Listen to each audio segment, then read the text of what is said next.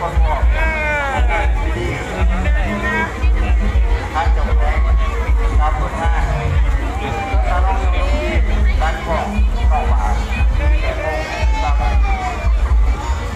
หลังจากการสร้างสุนัขที่บอกกันเกิดบอกกันโดยบอกกันพาให้ลงท่านไม่ลงการบอกเข้ามาหลังจากที่วางขบวนก่อนต่างๆเขาจะเริ่มตัวของ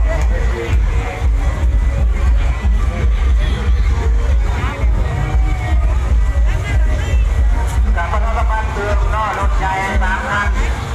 อยู่หนาอาจจะเป็นที่โน้จังไรกับกองคนอะไรหัวมือให้ยัดใหญ่ออกเพราะว่าก่อนขบวนเขาจะแห่เขามาแล้วขอหัวใหม่หัวมือเด้อ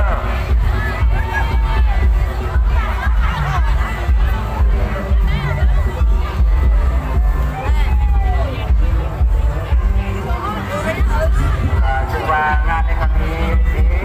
งานโอเปร่าพัฒนาดวงเรือประจำปีพศ2565พศ2522เอาที่จัดอย่างใหญ่ๆคือผู้ทำการได้กิจกรรมบริการตลาดนัดว่างเป็นสินค้าการตักบาตรถวายสังฆทานกระบวนการในภาษาเครื่องไฟกระบวนการตีโก้กระบวนการตัวเรือกระบวนการกีฬาที่เป็นความที่อยู่ประเภทกีฬาบอลกอล์ฟใจติดตามบ้านทรงกีฬาตัวเรือเป็นกีฬาของที่จะเป็นเรือสายเรือพัฒนาบอลบอลทุกอย่างว่าไม่ใช่การทำความกีฬาเป็นการทำความกีฬา